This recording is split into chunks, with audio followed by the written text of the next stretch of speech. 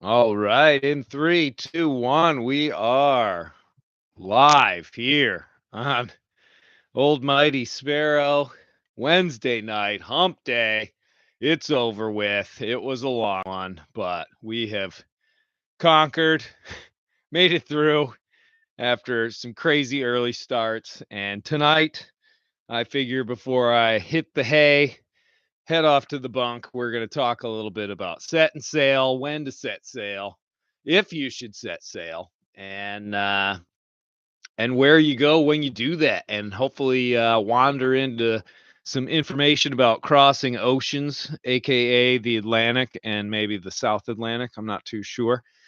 Hopefully the audio quality is okay. I still have to have the heater on because we're in good old Maine and it is freezing cold up here. Well, I shouldn't say that. It's not like UP Michigan cold, but it's pretty cold. It's in the 40s, and which is usually my signal to head south, and that's exactly what my game plan is at this point. But essentially, I want to talk about actually setting sail, and that's one of those things where in my experience, I have run into plenty of people, good friends, acquaintances, just random people in marinas, boatyards, all that sort of stuff that sort of have kind of big goals, big plans. They buy boats and they want to use them and they want to experience that whole romantic sort of escape, the dream, the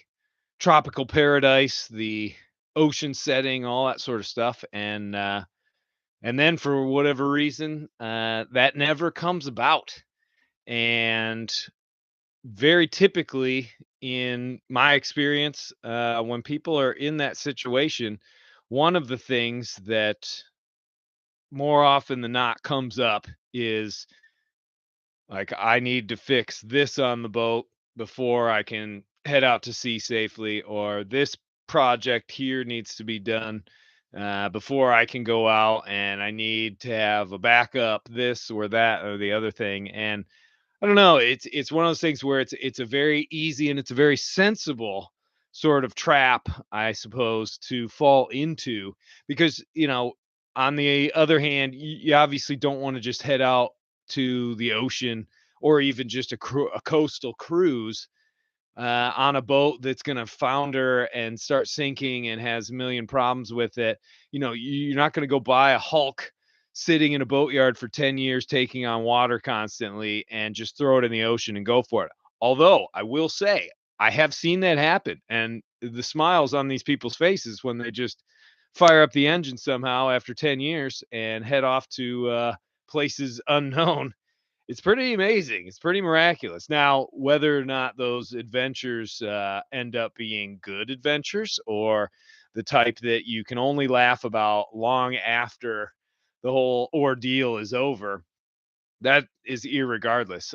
So there is sort of a balance point between just going and grabbing a boat and saying to hell with it. I'm heading out there. We'll see what happens, like Captain Ron, and then sensibly sitting for years and years on a dock and tinkering and working on the boat until you just get to a point where you've lived on it for so long that you don't actually want to go anywhere and do anything on the boat. And that's the big sort of I don't know. It's one of those things where it happens. It happens way more often than when people go out there. And I've always been told, and I've seen it myself, many of the boats, and I've actually lived this as well, but many of the boats that are out there crossing oceans and doing big trips and things like that are not in 100% the best working order of any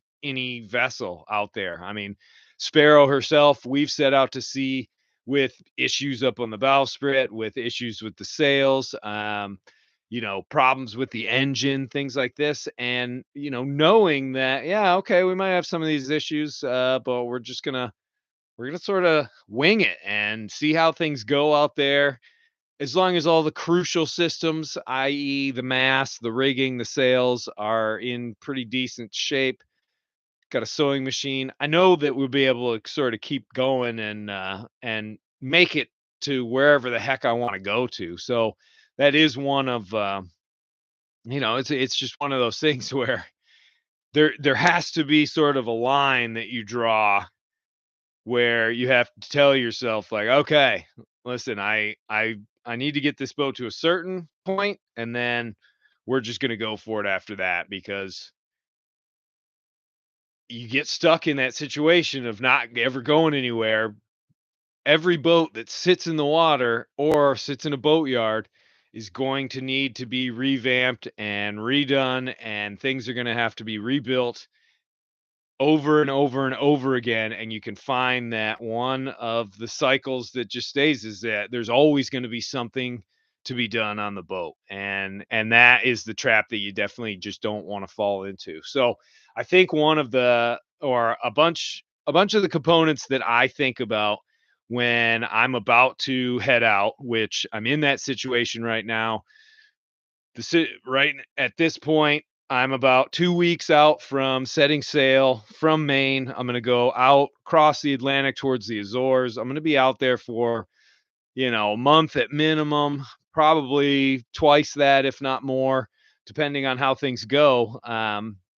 But, Sparrows, I put Sparrow through about 60, 70,000 miles. The sails aren't in great shape. The engine runs. The engine's sort of one of those things where I don't really ever worry about that too much, because out at sea, I almost never use it. It's more of a where my destination is. That's when that sort of comes in handy. But the things I'm looking at are: is the mast good?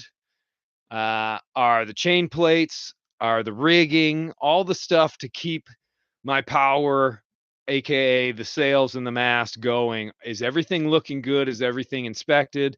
And at this point, yes, all that stuff is good. The mast has been rewired as well. So there's also been some improvements done on the boat, which is good. Just installed a new solar panel today, so my electricity and my power plant are actually going to be in better shape than they were on the last trip. I couldn't figure out what the heck was going on. I have two solar panels that were hooked essentially together, and because one of the solar panels, the larger of the two, was busted and not delivering any power, it was essentially, I think, warping whatever power the other ones could give to it, and providing almost next to nothing as far as charge on the batteries and all this sort of stuff. And hopefully now all that will be cured. And one of the reasons why I wanted to make sure it was done early was now, even on land, I can test all that out and such. But so the power plant is good. The engine, I'm going to be firing that up this weekend, doing sort of all the oil changes. I will have the fuel polished, which is going to be nice. Get that done by a pro, and clean out. Basically, when they polish the fuel, this guy goes through and it essentially sort of pressure washes inside of the fuel tanks, because I must have like a massive amount of growth. Every single time I've undone the um, fuel filters, I always end up looking at what essentially looks like coffee grounds on the top of it, which means, I've got the algae, I've got the bacteria or whatever. The fuel is absolutely filthy. Excuse me. And, I see it in real life when sometimes it seems like the engine is getting a little starved of fuel, and it's because it's trying to pump it through those filthy fuel filters. I'm getting a little lost in the weeds here, but it is, it's one of those things where there are issues with the boat, but my game plan, instead of trying to fix every single one of them 100% before I head out, because I'm never going to actually be able to do that, my plan is to try to have the necessary equipment on board to be able to manage some of the issues with the boat while I'm out at sea. And also picking and choosing and knowing if something like the engine completely fails out there, it's not the end of the world, especially out at sea. I mean, it's not even really a big deal at that point. Does become a big deal wherever I decide to make landfall. But again, that is negotiable. There aren't, it's not like you absolutely have to have an engine to get back into some harbor or some port somewhere. It's not 100% essential.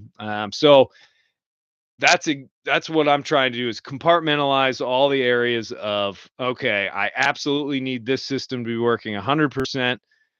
I need this system to be able to be fixed when I'm out there, and some of these other things I'm just not worried about really at all. Again, I do want to preface this by saying that it doesn't mean that, Sparrow's a big heap of crap right now and I'm just going to chuck it in the water and see what happens, because I found out exactly what happens when you do that. And I had thought on that last voyage that I had really done a decent job of preparing for a long offshore arduous passage, and there were just things that I didn't realize were going on. And that's part of sailing as well. There are going to be those unexpected things that pop up, and all of a sudden you're out there. But again, I always like to go back to the fact that you will rise to the occasion when issues come up. If you want to sit there and think about all the what ifs and try and come up with strategies, and it freaks you out and gives you anxiety, and all of a sudden it's just like, oh my gosh, why would I even head out there, because there's so many things can go wrong and I'm not going to be able to do it. You got to just push that. Those thoughts are only ever going to hinder what you end up doing, and they're never actually going to help. And you have to always remember that you will rise to the occasion out there. You will be able to figure out solutions to many of the problems, almost all of them that happen out at sea. And you just have to really trust the fact that that's going to be the situation. And as scary as it might be, bad weather coming in, massive breakdowns, all these things could happen. But there is a silver lining, because if you do encounter that sort of thing, which you typically will, when you do rise to the occasion and you find that solution, then all of a sudden life seems pretty epic when you have come up with major solutions to major problems, and then all of a sudden you're not only still floating and still alive and all this sort of stuff, but you are still headed towards the destination you want to go to, and it's because you were able to sort of figure this stuff out. And so those opportunities are there, but only if you're ready to just untie the lines, set sail off there, have your passage plan, and you just go for it. And again, I'm not talking about any people in particular or anything like that. It's just something that over the years I've definitely seen and talked to enough people that have grand plans, and then they just end up stalling out and getting stuck in this idea of the boat needs to be a little bit better before I head out. And it just is one of those things where you just don't want to see it, because a lot of times in the worst case scenario is that you end up too old, too decrepit, or something else happens and life gets in the way, and then you actually never get to go. Case in point, the boat that I'm sitting on right now, good old mighty Sparrow, sat in a person's yard for nearly 12 years getting fixed and revamped and all this sort of stuff, with the plan in mind that they were going to set sail on it and go for it. And it absolutely never happened. And eventually, the old owner of it was just a little bit too old and had to put it up for sale. And I was able to snatch old Sparrow up. And obviously, I've done a little bit of the opposite of that. I have used and abused good old Sparrow. But boy, uh, a tough old boat is what I sort of needed. I mean, I've given a lot of TLC to this old girl for sure. I wouldn't want anybody to think that I've neglected her, but I've never gone over and redone the varnish down below, except for a couple areas that got absolutely destroyed. It's funny because when you spend so much time on a boat, uh, and you're sort of 24 hours, you're on the boat, like leaning up against the nav station, against the wood rail there, completely rubbed all the varnish off. gripping onto the handrails, right in the companionway. I must have spent at least like 4, 5, 6 hours almost every single day sitting there holding on to these two rails, and ripped all the varnish off and actually dented the wood. And when I actually refinished that years ago, I was thinking about stripping it all completely down to bare wood and making it look brand new. And I just sort of stepped back and was like, "Whoa, wait a minute! I don't want to erase, all that work and all those memories I have of holding on to those two pieces of wood." So I ended up just doing like a light sand, and underneath 10 coats of varnish, it sort of looks like almost like a museum display of like, this is where Jerome's hands were gripping the wood throughout the Southern Ocean. I don't know, kind of goofy, but in any event, yeah. I mean, it is one of those things where I can't. I never want to just tell people, yeah, just go for it. Blast off. It doesn't matter. Who cares what kind of boat you're on? Just rip out there. No, no, no. You have to use your brain. You don't want to sit there and just make crazy decisions. And it's dangerous enough to head offshore or just out on coastal cruising. You really want to do it in a sensible way, but don't let yourself get caught up in the fact that your boat doesn't have to be absolutely 100%, ready to round Cape Horn if you're just going to sail from, Cape Hatteras up to Long Island or something like that. And because it's one of those things where when I see that, and when I talk to people who are like, well, maybe next year we'll be able to do it. We didn't quite get to it this year. And then they talk about, well, I wanted to do a backup AIS plus 2 more radars. It's like, oh, why would you? And then it's like, well, I needed more solar panels to power the backup radars. And I don't know. I was like, why do you even need that? But again, yeah, and I'll probably say this throughout a few times just to sort of cover my own butt. But you want to make sure that you've got all the safety equipment on board. You just, I've always said that the only way to be 100% safe out on the ocean and make sure you're covered as far as breakdowns is you just need to tow the exact same boat that you're on behind you, and that way, if anything breaks, you can just cannibalize it off of that. But in any event, with that in mind, the thought of setting sail and going for a nice little rip, let's talk a little bit about ocean sailing. That the old crossing of the Atlantic. Let's say that one, because it's really the North Atlantic, I'd say, is one of those great traditional crossings in our world. I mean, the Pacific is absolutely massive to cross. If you're doing the actual crossing where you go from the west coast of the US to Australia or New Zealand, you're talking like 10,000 miles, almost half of our planet. They have that race called the Transpac that goes from the west coast to Hawaii. And I've always thought it was kind of funny because if you look at a globe, Hawaii is really just like 2,000 miles out. So it's actually kind of comparable, I suppose, to going across the Atlantic, or at least going out to the Azores in the Atlantic. But that's neither here nor there. Let's talk about actually just setting sail and going across from either the east coast of the Caribbean over towards the Mediterranean or England or any of that sort of stuff. And essentially, the sort of the best months and the most typical months are, the like basically May and June. Now, it kind of it's a bit of a balancing act. Now, the milk run, as we used to call it when we used to do yacht deliveries, was the end of the Caribbean season of sailing.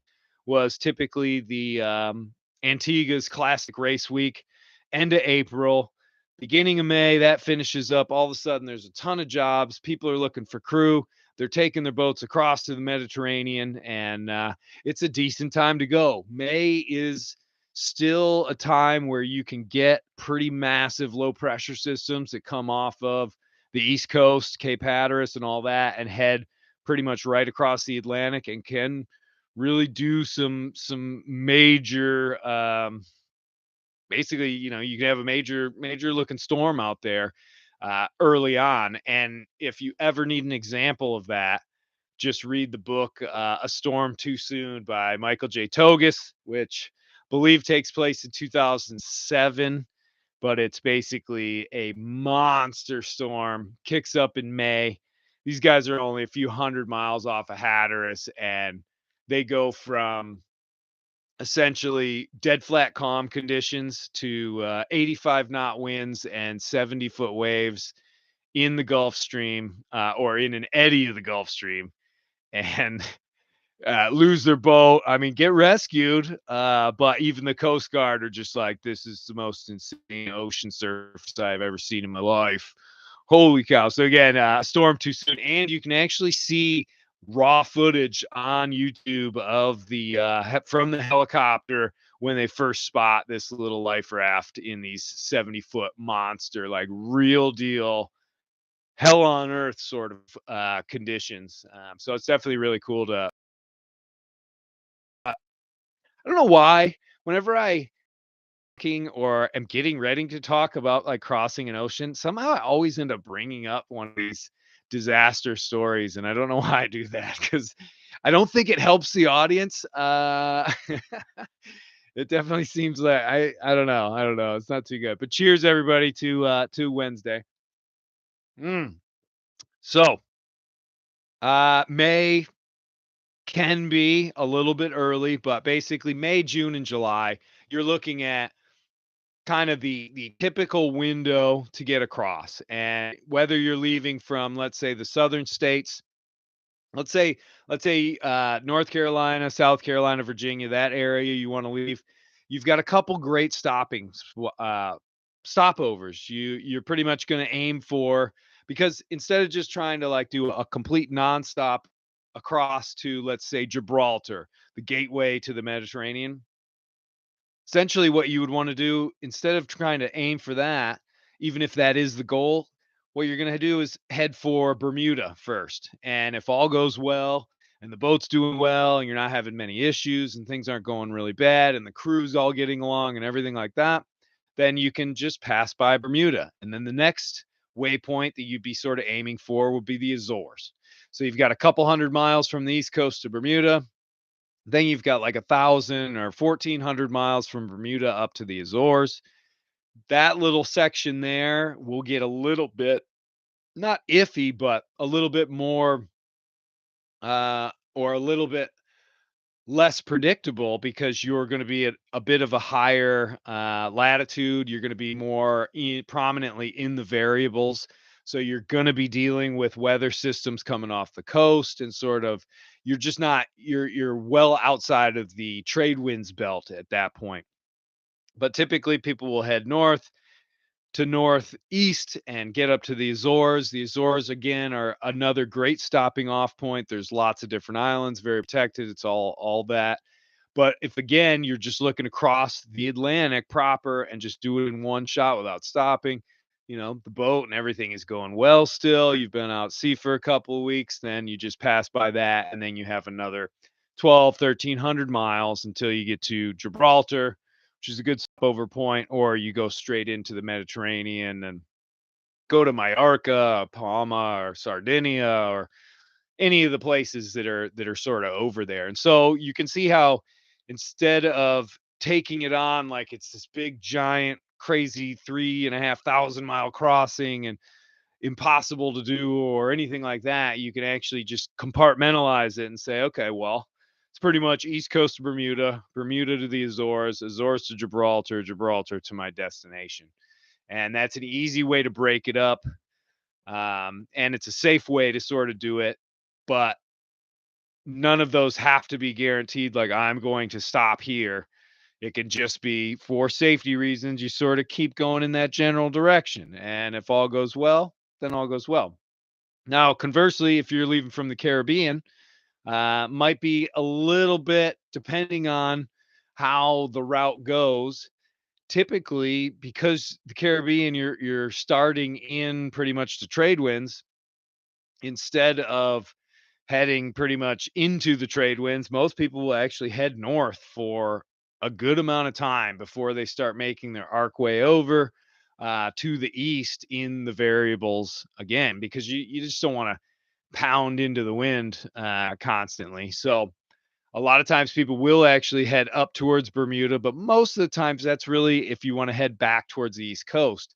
If you are in the experiences that I've had crossing the Atlantic, on deliveries and such, we pretty much would leave from Antigua or the BVI, and then we would head north for, I don't know, 5 days to a week, and then we'd start our arc over and head right towards the Azores, which from the Caribbean is about 2,000, 2,200 miles. And that's a good chunk of time. Even on a fast boat, it's 10, 12 days on a decently fast big boat, like a 60, 70 footer. Um, and so usually people are ready to take a little 3 day or 4 day, or maybe get some reprovisioning, get some, anything and everything, and then you can go. One of the tricky things though that happens, and this has happened on every trip that I've gone across where I get close to the Azores, is at some point I end up in the Azores High. And the Azores High is, it can be absolutely beautiful, but it's essentially like a circular doldrums. And if you are just trying to do this trip under sail alone, or you just don't have a huge amount of fuel, you can get stuck out there for quite some time. The first time I ever sailed across the Atlantic, we were on a 68-foot Oyster.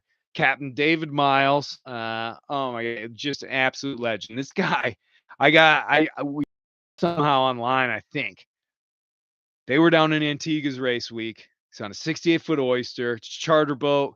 Had to get it back to the Med. This guy he was from England, like a full-on old school Brit. He's in his like early 50s, looks exactly like Dudley Moore. Everything, I mean, identical.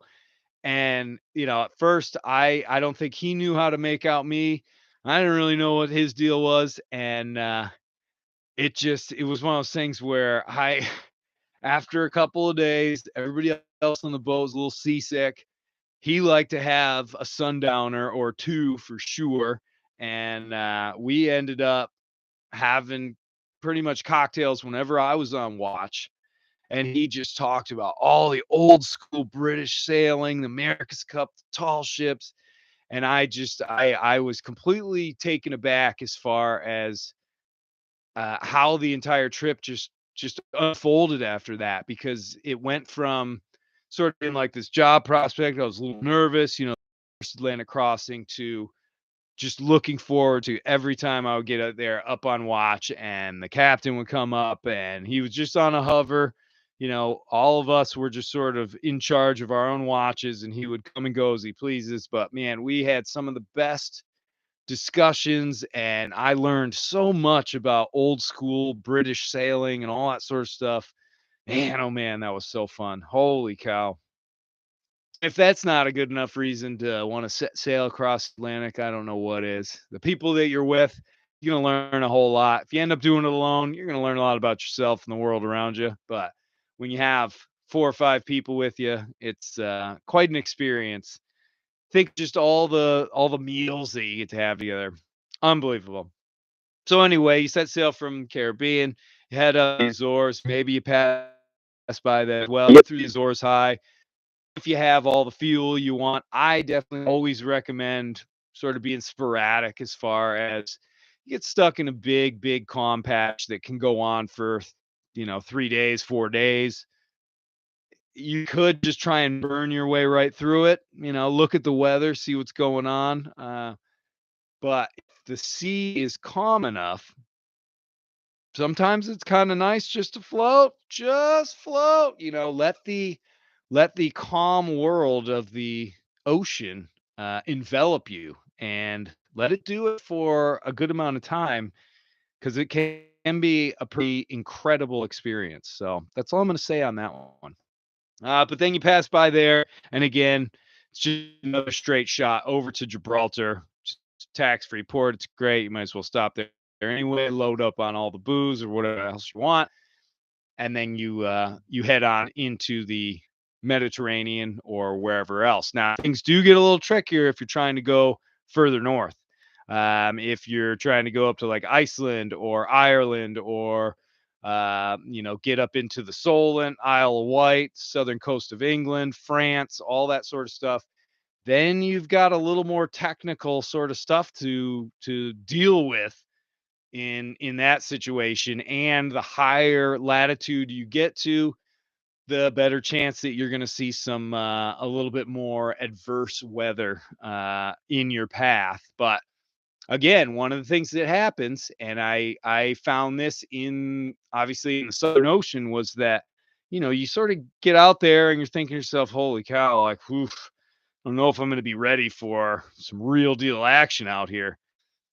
After you spend a good amount of time at sea, your confidence level starts to go up and up and up and up and up because you're dealing with stuff more and more and more, and you're getting more comfortable, and you're learning what works and what actually doesn't work. And again, to go right back to what we talked about before, you're more able and more apt to be able to rise to that occasion, deal with the issue, do it in the right way, get through it, and then you get onto the other side, and the whole world just seems like a much better place because you've conquered it a little bit and you've had this little victory, and there you go.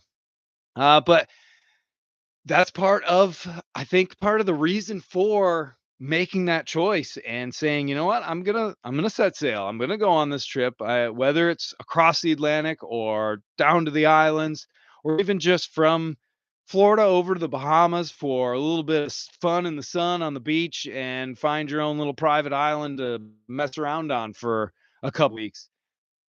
It's there, the option is there. You get your boat sorted out. You don't get caught up in the fact that there's always going to be more work to be done, and you go for it. I mean, it's sometimes a very tough choice, but you do just have to remember that it's well within your grasp. If you've got a little bit of experience to do it, just gauge the type of adventure you're going to have off of that, and then you know, go for it. You will not regret it. But again, make sure that your boat's not gonna completely sink on you. I do wanna take just a quick look here. Do you have any experience with aluminum sailboat? Only hauling them out in the boatyard, unfortunately. You know, aluminum, steel, fiberglass, wood. Wood's the only one I would steer clear of, mostly because of the amount of work and maintenance and expertise that it takes to be able to maintain that sort of vessel. Got friends up here that have wood boats. They would never have anything but. And I see the amount of work that goes into it and the care and everything. And they say there's a softer feel when the boat is sailing and the boat's made of wood. I don't know. Maybe fiberglass is a little more. Uh, I mean, I've heard them described as Clorox boxes with an expletive in front of it. Aluminum boats definitely are nice and strong. Aluminum gets pitting and can start to dissolve. I mean, AKA just my mast. I painted some of the where the winches were. I got a winch right here. That's going on probably this weekend. Um, yeah, it just I don't know, steel boats, all that sort of stuff. It's really knowing the care for it. Obviously, steel is going to be one of the strong things you can make a boat out of. But I don't know. I think fiberglass is great because it's less maintenance, overall general constant maintenance unless you actually smack it into something. So I don't know. I don't have a whole lot of experience with the metal boats as far as actually dealing with the maintenance, but as far as I understand, whether it's aluminum or it's steel, the biggest thing is being able to get a paint scraper and a metal brush on every single surface to be able to chase down any bit of rust that ever comes up. You get another dun, dun, dun, dun, dun, dun, dun. Oh, good old Rob is out there. He's watching. That's so cool. Rob is one of the coolest human beings I've ever met in my life. And no, I do not have a tumor, sir. Good old Rob. Rob has survived multiple diagnosis of sure he wouldn't mind me talking about this, but different kind of brain tumors. And he's also one of the funniest, nicest guys that I ever met in my life. He and his buddy Eric sailed a boat from here all the way down to Virginia, and it was really awesome to have him on the podcast and everything. And he always, anytime we ever wanted to give him some guff or didn't want to just let him do whatever the heck he wanted to, he'd pull the tumor card and be like, those brain tumors, I'll tell you. And once we sort of figured out what was going on, he couldn't pull that crap with us anymore. But cheers anyway, Jay Diz. Cheers to you there, bud. That's awesome. Are you crew or the owner? I would love to crew for a bit. Wife and I are looking to buy another boat and hit the ocean. Oh, nice, nice. I am the sole owner of this little Westsail 32 Mighty Sparrow. But when I was sort of talking about some of the other trips, those were mostly me out doing yacht deliveries in my younger years, cutting my teeth in a lot of, so to speak, and learning not only sort of the trade of sailing, but really just learning that I had a full-on crazy passion for not only just the sailing, but living and experiencing sort of life in extended periods out at sea. So I have my eye on a lagoon. Oh yeah, the lagoons. Those big catamarans. I've done the biggest trip I ever did on a cat was, I believe it was a lagoon, about a 43 footer or something like this. This was almost 20 years ago, but we sailed a brand new one from Cape Town, South Africa. Talk about another crossing here. Cape Town, South Africa, all the way back to Tortola in the British Virgin Islands, which was about 6,000 miles. And the vast majority of this trip, all downwind. I mean, once we got north of the variables, which only took 4, 5, 6 days, and hit the trade winds in the South Atlantic, pretty much put a spinnaker up or pulled out the jib, and just like a rocket ship. It was great. We were surf waves, 13, 14, 15 knots. When the surfing lasted for more than say 20 seconds, that's when we knew how to take a little bit of sail down. And so that was really good. We made great time once we got to the doldrums. You just run one engine at a time, nice and quiet, and just flying through there as well. The only time we had any real issue with the boat was right in the beginning, coming out of Cape Town and heading into some kind of not ugly, but 25 plus knot winds on the nose, and having to deal with that in a cat. The noise level is obnoxiously loud. The motion was awful. I mean, that was the point where I was almost seasick. I remember cooking dinner and the steam from I don't know, I think I was making some sort of rice vegetable dish. And I'm sitting, and the boat's just, it does this thing where, a normal boat, if you're beating into the wind, it heels over and you're going up and over like that. Cats just, man, they go up, side, back, side, and it's kind of this boxcar. But that being said, that's about the only real like issue that I can come up with when it comes to cats, because even just chartering them or visiting other people that live on catamarans and sail catamarans and marinas, holy cow, I'm always just looking around like, geez, this is like a huge apartment. This is unbelievable. I can't believe how much space you have. And especially chartering in the islands, when you have a catamaran down there, because you're going to spend a huge amount of time on a mooring or on anchor. You got a huge area up forward with big netting and all that sort of stuff to lay out on. You've got the cockpit, which is gigantic. Then you've got the living area, which is huge as well. But then you've got two holes, one here, one here. I mean, even if you don't even if you don't have a huge amount of people you're trying to cram in there, two couples, you each have your own side, essentially of your own boat. They're pretty epic. I say if you got the means for it and you're looking for just kicking back and loving it, go for it. Holy cow. Charles Legrand, I know that last name. Jerome Best, shortest path to being qualified to do a bareboat charter in the Caribbean. Have a valid credit card, probably. I would think they would accept anybody charter those boats at all. I just having some experience on a boat similar to whatever you're trying to charter. And let's say, for instance, that you want to go and you're dead set on taking some like 36-foot Genoa or something like that, a monohull. But you've only sailed like 24-foot boats. You really want to up the game a little bit. You find and you figure out, okay, that's the boat that I want to charter from Horizon Yacht Charters or wherever down in BVI. I want to do it next year. So now starting for sailing schools that have very similar type and size boats.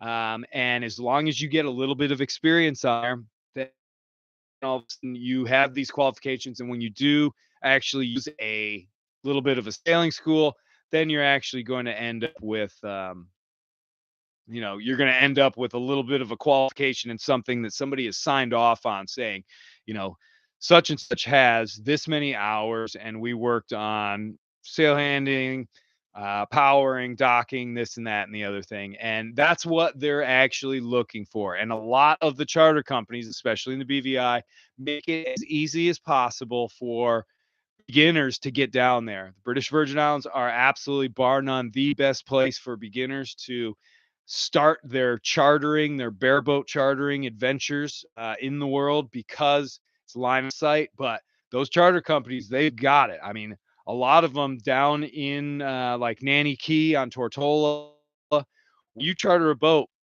they'll have a professional, because those little marinas are super crazy tight. They're cramming as many boats in as possible. They'll have a professional take that boat and motor out of there into open little water right there in Drake's Passage, and boom, I'll hop off the boat and you just go from there. And when you're actually returning it, same exact thing. Now, doesn't mean you can't dock up in some of the other fun places around the BVI. All it means is that service is right there for you, so that the absolute hardest part, where most people would be freaking out and wondering like, oh, you spend the whole vacation thinking, man, I don't know how I'm going to get back onto that dock. It's going to be a nightmare. You don't have to think about that. So hopefully that gets you. So anyway, well, listen, I saw that I'm getting a little bit of a blip as far as the quality of the video. Tomorrow we will be moving my boat from where it is now over towards the office for the next 10, 12, 14 days, as long as I'm still on land. I'm going to have banger internet.